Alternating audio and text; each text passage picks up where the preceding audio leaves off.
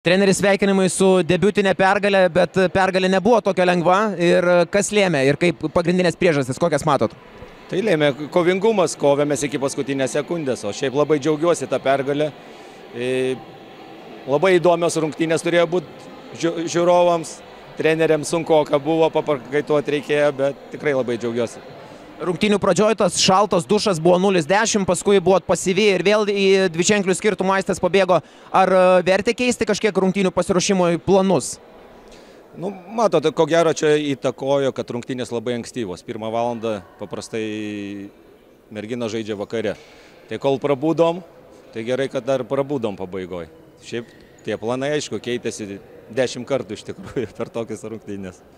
Šiandien matėsi didelis ir emocingumas jūsų už aikštės ribų tiesiog.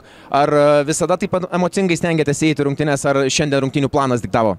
Nežinau, atrodo normaliai elgiausi. Paprastai taip elgiausi, nežinau. Emocijos yra emocijos, negali stovėti ir ramiai žiūrėti. Gabrielė, sunkios rungtynės šiandien, Aistas davė iš tikrųjų puikią kovą ir kaip manai, kur to priežastis buvo, kad pačiom ir nepavyko rungtynių tempo diktuoti, bet paskui gale pavyko perlaužti vis tik rungtynės? Manau, pačios leidom jom pajausti tą pradžią, 10-0 pradėjo, tai jos gerai pasijautė, pirmus metimus susimetė ir tas jos užsivedė, mes biškai gal išsigandom, bet džiaugiuosi, kad pavyko perlaužti antroje pusėje, vis tiek turim naują trenerį, dėl trenerio norėjos tos pergalės labai. Ar naujo trenerio ranka, turbūt turėjot, jeigu neklystų, 2 treniruotės, ar net iki šiol, ar jaučiasi kažkur, ar vis tik Sandros indėlis dar yra svarbesnis šiai dienai? Ne, jaučiasi tikrai buvo labai, ne tik, kad gal korekcijų, bet tiesiog išsiaiškinimų, pasidėliojimų ten, kur kam reikia kaip bėgti, tai tikrai keičia kažką, bet manau dabar turėsim savaitę treniruočių, tai bus daug daugiau visko. O dabar visus nuramink moterų krepšinio gerbėjus dėl savo fizinės būklės, kas įvyko trečiam kėlinyje ir kaip dabar pati jautiesi?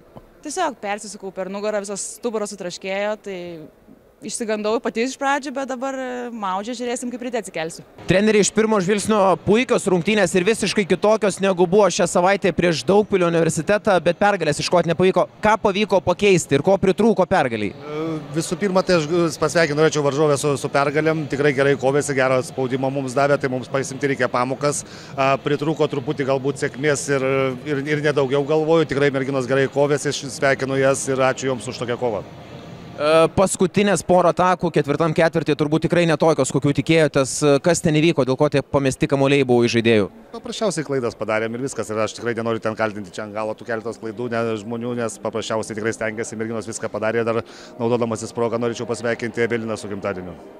Sveikinu ir mes. Ačiū, treneri. Gintarė, pagirtinai kovėte šiandien. Kaip manai, ko pritrūko tom lemiamam pergaliai pasiekti? Sėkmės galbūt ir aišku buvo pora klaidų pabaigoje, tai manau, kad pačios paleidom. Tikrai šiandien gražiai kovėmės visos ir stengiamės ir tiesiog sėkmės pritrūko pabaigoje. Pati šiandien gerinai ir rezultatyvumo rekordą su 23 taškais, naudingumo balų rekordą su 25. Ar treneris liepė imtis iniciatyvos, ar tiesiog pirmoji rungtynių pusėje po tų pataikytų tritaškų jautėjai, kad šiandien tavo diena? Nieko, gerai išsimiegojau, gerai pavalgiau, tai jau ir va taip gavosi.